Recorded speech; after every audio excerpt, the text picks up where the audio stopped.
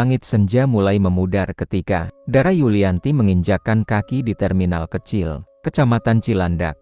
Ia menatap layar ponselnya pukul ke-18,17 keterlambatannya. Hari itu bukan bagian dari rencana. Setelah seharian mengurus dokumen administrasi pindahan dari Jakarta, ia harus segera kembali ke rumah bibinya di Desa Kalimukti, sebuah desa kecil yang terletak di kaki bukit. Berjarak sekitar 30 menit perjalanan dari terminal itu. Desa Kalimukti bukanlah tempat asing bagi Dara, ibunya lahir di sana, dan banyak kenangan masa kecil berputar di pikirannya. Namun, setelah sekian lama menetap di Jakarta, suasana pedesaan yang sunyi kini terasa asing. Terlebih, sejak ayahnya meninggal, Dara merasa perlu menjauh dari hiruk-pikuk kota, dan menyepi di tempat yang lebih tenang untuk menyelesaikan skripsinya. Terminal itu mulai sepi. Angkot terakhir telah berangkat. Tak ada kendaraan lain kecuali beberapa motor warga yang lewat entah kemana. Dara mulai gelisah. Ia berdiri di tepi jalan, menanti kendaraan, tapi tidak satu pun berhenti. Angin malam mulai menusuk. Tiba-tiba, sebuah motor bebek tua berhenti tak jauh darinya. Suara mesinnya terdengar berat, seperti mengeluh. Di atasnya, seorang pria tua mengenakan jaket lusuh dan helm retro membuka kaca helmnya. Matanya tajam, tatapannya tenang. "Pulang ke rumah Bu Lasmi ya, Neng?" tanyanya, suaranya berat namun sopan. Dara ragu, ia belum pernah bertemu pria ini. Tapi heran juga bagaimana ia tahu tempat tinggalnya. Namun, lelah dan gelap malam membuatnya menyingkirkan rasa curiga. Ia naik ke boncengan. Motor melaju perlahan, menembus jalanan sempit yang diapit hutan kecil. Biasanya, rute ini hanya dilalui siang hari karena minim penerangan. Tapi anehnya, malam itu, jalan seperti diterangi cahaya remang-remang yang entah datang dari mana. Dara memeluk tasnya erat. Suasana makin sunyi, tak ada suara jangkrik, tak ada lampu rumah, bahkan angin malam pun seperti enggan menyapa. Dara mencoba membuka percakapan, tapi pria itu hanya membalas dengan gumaman singkat. Tak ada basa-basi, tak ada senyum, hanya mata tajam yang sesekali terlihat dari kaca spion. Setelah menempuh jalan panjang yang seolah tak berujung, mereka tiba di depan rumah panggung sederhana milik Bu Lasmi. Dara turun. "Berterima kasih." Pria itu hanya mengangguk dan langsung memutar motornya, kembali ke arah hutan. Ketika Dara melangkah ke teras, rumah itu tampak gelap. Ia mengetuk pintu, tak ada jawaban. Pintu tidak terkunci. Ia masuk, menyalakan lampu. Rumah kosong. Dara merasa ganjil, namun terlalu lelah untuk berpikir panjang. Ia naik ke kamar atas dan langsung merebahkan diri di ranjang. Keesokan paginya, suara tangisan dan teriakan menggema dari bawah. Bu Lasmi memanggil warga. Dara tak ditemukan di kamarnya. Ranjang tak terganggu, ponselnya mati. Semua barangnya masih ada, kecuali satu, helm putih yang biasa ia bawa. Pak RT dan beberapa warga membantu mencari. Tapi tak ada satu pun yang mengaku melihat Dara malam itu. Tak ada jejak motor di jalanan desa, tak ada suara motor masuk. Hanya sunyi, seolah Dara tidak pernah pulang. Dan sejak malam itu, nama Dara menjadi bisik-bisik warga, tentang gadis kota yang menumpang ojek malam, dan tak pernah kembali. Pagi itu, Desa Kalimukti diliputi kecemasan. Bu Lasmi duduk di beranda dengan wajah pucat. Kedua tangannya menggenggam sapu tangan penuh air mata. Para tetangga datang silih berganti, sebagian menenangkan, sebagian lainnya hanya menatap prihatin dari kejauhan. Di sudut rumah, Pak RT dan dua orang warga melakukan pemeriksaan ringan. Tidak ada tanda-tanda perampokan atau kekerasan. Semua barang milik Dara masih tertata di kamar. Kata Bu Lasmi, "Semalam Dara belum pulang pas maghrib," ujar Pak RT pada warga. "Tapi nggak ada yang lihat dia lewat jalan utama." Raffi, pemuda desa berusia 24 tahun, mendengar kabar itu dari ibunya. Ia langsung menuju rumah Bu Lasmi. Dulu, saat kecil, Dara adalah teman bermainnya setiap liburan. Kini, ia merasa harus ikut terlibat. "Bu Lasmi, semalam jam berapa Dara terakhir kirim kabar?" tanya Raffi. "Sekitar jam 7. Dia bilang sudah dapat ojek, lagi di jalan pulang," jawab Bu Lasmi terbata. Setelah itu, ponselnya tak aktif lagi. Raffi termenung. Ia ingat sesuatu. Malam kemarin, ia masih di sawah hingga larut. Saat hendak pulang, ia melihat sebuah motor bebek melintas pelan dari arah jalan hutan. Tapi yang ganjil, motor itu tak mengeluarkan suara mesin. "Saya lihat motor semalam lewat arah selatan," Tapi, sepi, kayak bayangan lewat. Waktu saya panggil, nggak nengok, kata Raffi. Jangan ngomong sembarangan, Raf, kau tegur warga, jangan bikin orang takut. Namun Raffi merasa dorongan untuk menyelidiki. Ia mendatangi pangkalan ojek desa. 4 tukang ojek duduk santai di pos kecil dekat balai desa. Bang, semalam ada yang narik ke arah Kalimukti. Dara, ponakan Bu Lasmi, katanya naik ojek malam. Salah satu tukang ojek menjawab cepat. Mana ada yang narik malam-malam ke hutan. Kita semua udah bubar habis maghrib, palingan Pak Sulaiman. Tapi itu pun jarang. Dia tukang ojek malam yang nyendiri. Pak Sulaiman, yang mana? Yang tinggal di pinggir sungai. Katanya sih udah tua banget, tapi masih narik. Gak pernah tua-tua mukanya. Aneh juga, kening Raffi mengernyit. Nama itu asing, tapi firasatnya tak enak. Ia pamit, lalu melangkah cepat menuju pinggiran desa. Dalam hatinya, perlahan tumbuh keyakinan. Malam kemarin bukan malam biasa, dan Dara mungkin telah menumpang pada sesuatu yang tidak seharusnya. Hari itu, pencarian Dara resmi dilakukan. Warga menyisir area hutan, sungai, dan pinggir sawah. Namun hingga sore, tak ada hasil. Dara seolah lenyap tanpa jejak. Hanya aroma misteri yang menggantung di udara Kalimukti. Sore mulai turun ketika Raffi tiba di ujung desa, sebuah gubuk kecil yang sudah hampir rata dengan tanah. Disitulah Mengkadir, tinggal pria tua nyentrik yang lebih sering dianggap sebagai penunggu desa ketimbang warga biasa. Rambutnya memutih semua, matanya kecil namun cekatan, dan di bibirnya selalu ada senyum tipis yang menggoda ketenangan. Siapapun yang menatapnya, Raffi mengetuk pintu. Mengkadir, boleh ngobrol sebentar? Pintu terbuka perlahan. Mengkadir menatapnya sejenak, lalu menyilakan masuk. Bau dupa dan tembakau segera menyergap hidung Raffi. Di dalam, suasana temaram. Banyak benda-benda tua bergelantungan, topeng, kain lusuh, dan botol berisi air keruh. Kamu nanya soal ojek malam itu, ya? Tanya Mengkadir tiba-tiba. Raffi tertegun. Meng, kok tahu? Di desa ini, semua yang terjadi malam hari, aku tahu, meski tak kulihat. Dulu, aku pernah jadi korban, tapi selamat. Karena aku pegang 3 larangan. Larangan. Mengkadir menunjuk ke dinding bambu. Di sana tertulis 3 kalimat kuno, dengan tinta hitam yang mulai pudar. Jangan menyusuri jalan hutan selepas maghrib. Jangan buka pintu jika mendengar namamu dipanggil 3 kali. Jangan naik ojek malam jika belum dipanggil. Kalau salah satunya dilanggar, maka pintu ke dunia cermin terbuka, bisik Mengkadir. Dunia cermin. Tempat di mana waktu tak berjalan, tempat di mana yang hilang akan tetap hilang, kecuali seseorang rela menggantikannya. Raffi merasa tenggorokannya mengering. Ia mencoba mencerna, tapi terlalu asing bagi logika. Namun firasat dan suara hatinya seolah selaras. Dara telah melanggar larangan ketiga. Pak Sulaiman, tanya Raffi pelan. Dia, penjaga gerbang, sekaligus pengantar jiwa, dan dia hanya muncul untuk mereka yang sudah ditentukan. Di luar gubuk, angin mulai berdesir lebih dingin. Raffi memandangi langit, di mana matahari hampir tenggelam. Ia tahu, waktu sudah tak bisa banyak dibuang, sebab semakin malam, semakin tipis batas antara dunia yang nyata, dan yang lainnya. Hari berikutnya, Raffi menemani Bu Lasmi membersihkan loteng rumah. Ia berharap menemukan petunjuk tentang masa lalu keluarganya. Di balik tumpukan kardus dan kain-kain lama, Raffi menemukan sebuah album foto usang. Bu, ini foto siapa saja? Tanya Raffi sambil membuka halaman pertama. Itu foto-foto waktu Ibu Dara masih muda. Lihat itu, yang berdiri di pojok kanan. Itu Pak Sulaiman, jawab Bu Lasmi perlahan. Raffi menatap foto itu dengan saksama. Foto diambil tahun ke-1993. Pak Sulaiman terlihat jelas di antara para pemuda desa, tapi wajahnya tidak berubah, sama persis seperti yang dilihat warga hari ini. Kerutan di wajah, bentuk mata, bahkan senyum tipisnya masih identik. Bu, berarti dia seharusnya udah sangat tua sekarang, kan? Harusnya begitu. Tapi sejak Lilis hilang, dia nggak pernah berubah. Selalu muncul setiap ada yang hilang. Diam-diam, selalu malam-malam, gumam Bu Lasmi. Raffi menelan ludah.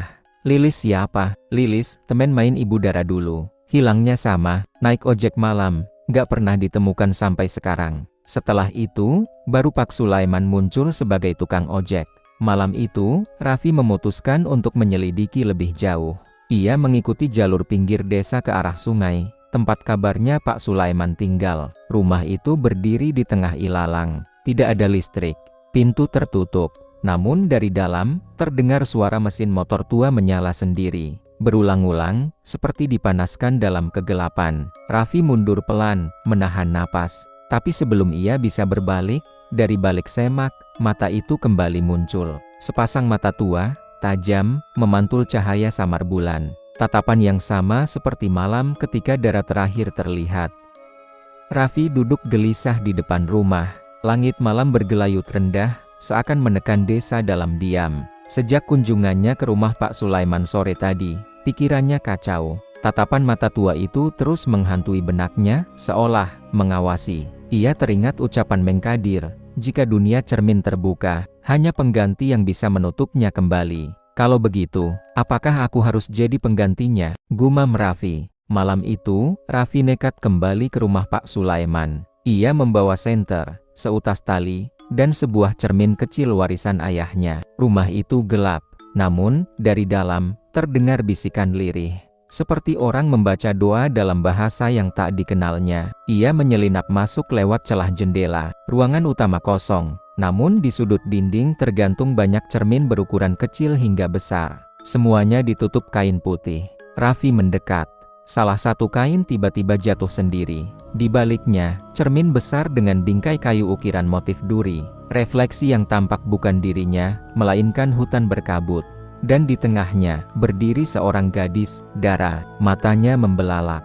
Dara tampak mengenakan pakaian yang sama seperti malam ia hilang. Tapi wajahnya pucat, kaku, seperti membatu. Dara, seru Raffi, mengetuk kaca. Namun suara dari dalam cermin yang menjawab. Suara Dara, tolong aku tak tahu di mana ini. Setiap malam, Pak Sulaiman membawa seseorang ke sini. Tapi mereka semua menghilang, dan aku masih bertahan. Cahaya senter Raffi berkedip, angin berhembus dari balik dinding. Tiba-tiba, Pak Sulaiman muncul dari balik pintu. Wajahnya datar, tanpa emosi, tapi matanya merah membara. Kau sudah lihat, artinya, kau sudah ditandai, katanya datar. Kenapa Dara dikurung di sana? Pak Sulaiman mendekat.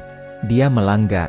Aku hanya menjalankan tugas, menjaga keseimbangan. Tapi jika kau ingin membebaskannya, ada syarat. Kau harus masuk menggantikan, masuk ke dunia itu. Tapi bagaimana cara kembali? Pak Sulaiman tersenyum tipis. Kembali? Tidak semua yang masuk bisa kembali. Tapi jika kau membawa cahaya dari luar, dan dia bersedia keluar, kalian bisa bertukar. Tapi hanya satu jiwa yang boleh keluar. Raffi menatap cermin. Dara kini meneteskan air mata. Kalau aku masuk, dan gagal, tubuhmu akan kosong, dan jiwamu akan jadi milik bayangan. Raffi berdiri, di antara rasa takut dan tekad. Satu hal yang ia tahu, Dara tidak boleh selamanya terperangkap.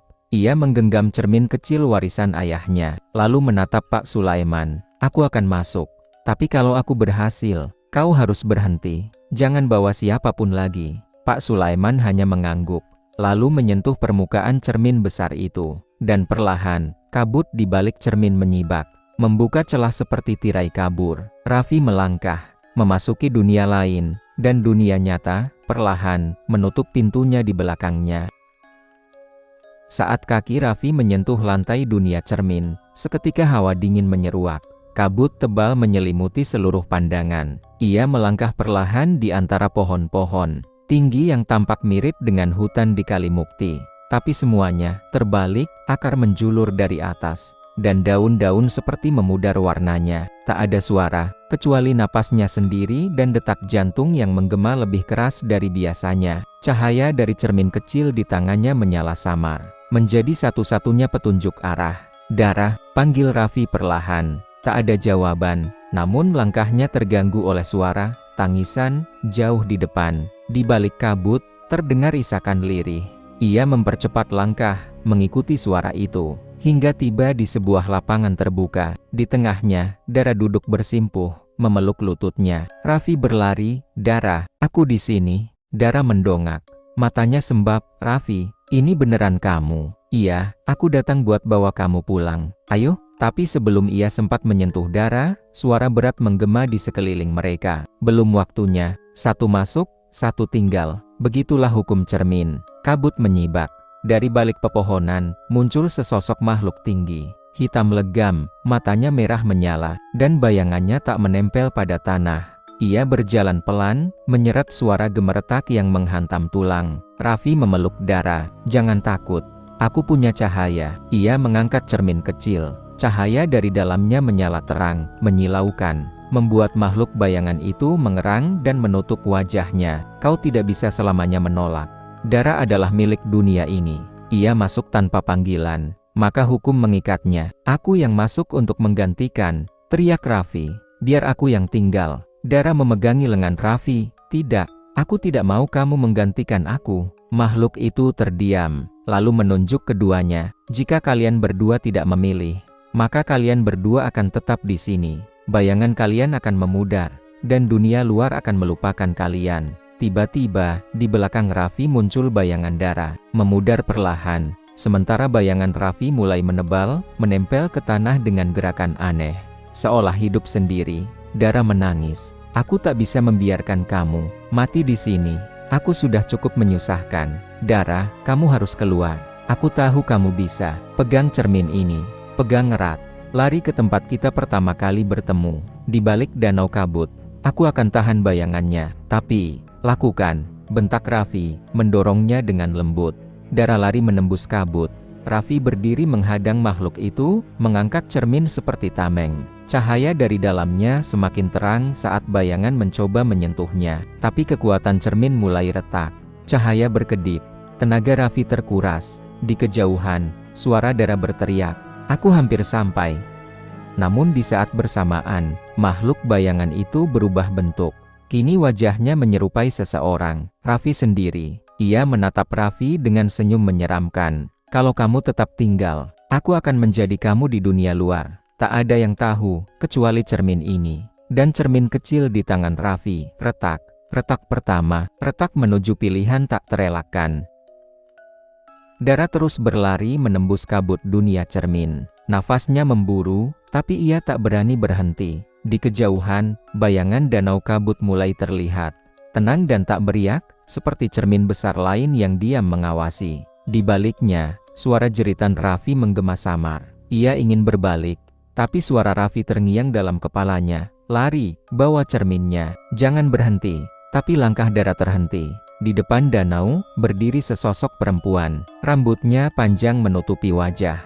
Gaunnya lusuh, seperti pakaian zaman dulu. Sosok itu menoleh perlahan, dan wajahnya adalah Dara. Dara mematung, tubuhnya bergetar. "Kau ingin keluar?" tanya sosok itu dengan suara identik. "Siapa? Siapa kamu?" "Aku adalah kamu yang sudah menyerah.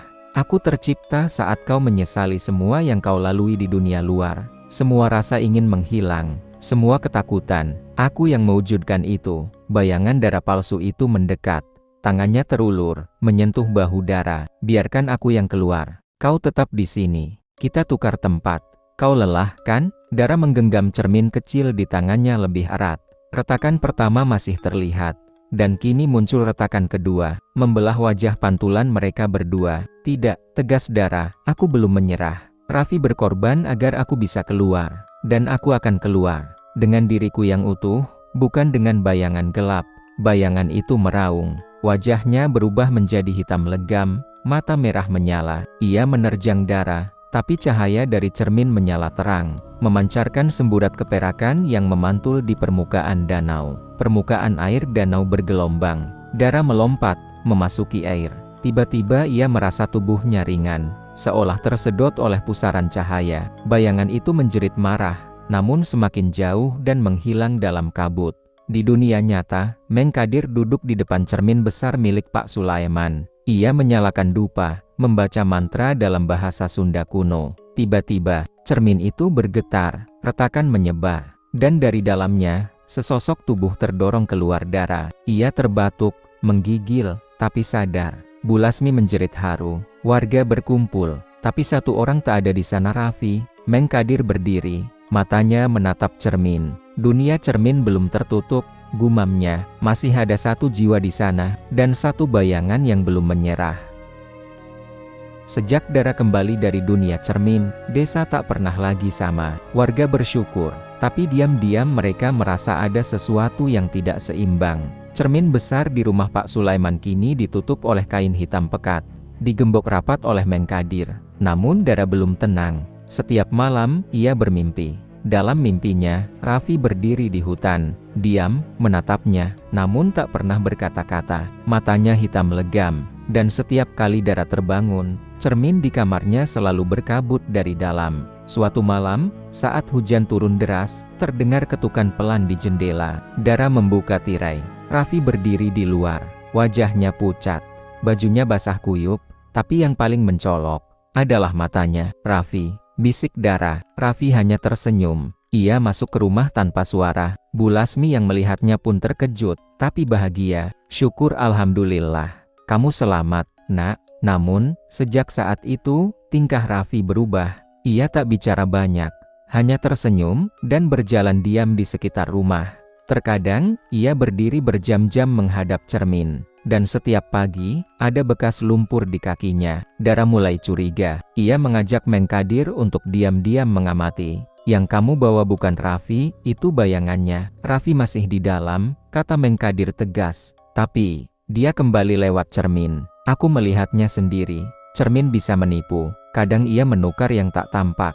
Raffi mungkin sudah menipis keberadaannya. Jika dia tidak diselamatkan sebelum malam ke-7 sejak kamu kembali, dia akan menyatu dengan dunia cermin. Dan yang ini akan mengambil alih seluruh hidupnya. Dara terdiam. Malam itu adalah malam kelima. Ia mengintip ke kamar Raffi. Pemuda itu sedang duduk menghadap cermin, berbisik pelan dalam bahasa asing. Dan bayangannya di cermin tidak mengikuti gerakan tubuhnya. Dara sadar, ia tidak bisa menunggu lebih lama. Ia harus kembali ke cermin, kembali untuk menemukan Raffi yang asli sebelum semuanya terlambat.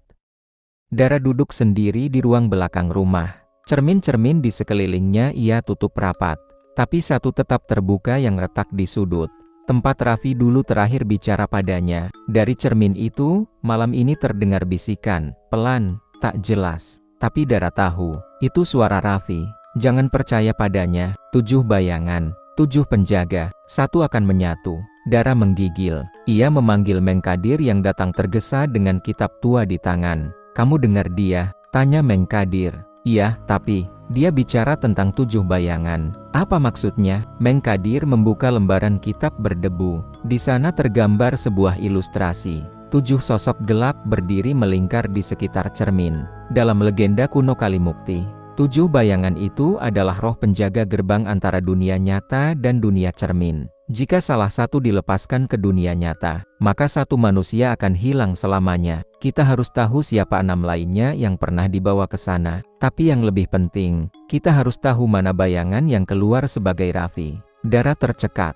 "Maksudnya, yang tinggal di sini sekarang, bukan cuma satu." Mengkadir mengangguk pelan. "Ada 7 bayangan yang berkeliaran saat retakan terbuka. Mungkin lebih dari satu telah masuk.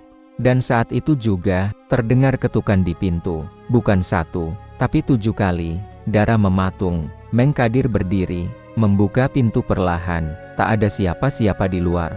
Tapi saat mereka berbalik, cermin di ruang itu terbuka dengan sendirinya. Dan di dalam pantulannya, bukan hanya mereka berdua yang terlihat. Ada 5 sosok lain, berdiri di belakang mereka. 7 bayangan telah memilih. Dan waktu Dara untuk menyelamatkan Raffi, hanya tinggal 1 malam lagi. Udara di desa begitu sunyi, seolah seluruh makhluk hidup menahan napas. Dara, mengenakan kebaya putih dan ikat kepala warisan ibunya, berdiri di depan cermin besar milik Pak Sulaiman. Di belakangnya, Mengkadir menggambar lingkaran garam dan menancapkan 7 lilin hitam. "Setelah kau masuk, aku tak bisa ikut. Hanya jiwa yang memiliki ikatan yang bisa masuk dan menjemput. Tapi ingat, jika bayangan berhasil menguasai Raffi sepenuhnya, yang kau temui bukan lagi dia." Dara mengangguk. Ia membawa cermin retak di tangannya yang kini hampir pecah seluruhnya. 1 garis retakan lagi, dan portal akan tertutup selamanya. Ia menyentuh permukaan cermin besar. Kabut menyergapnya seketika. Dunia cermin jauh lebih gelap dari sebelumnya. Dara berjalan di antara pepohonan mati, mengikuti suara lirih yang memanggilnya. "Dara." Ia menemukan sebuah danau, kali ini berwarna hitam. Di tengahnya, berdiri Raffi. Tubuhnya tertanam hingga lutut.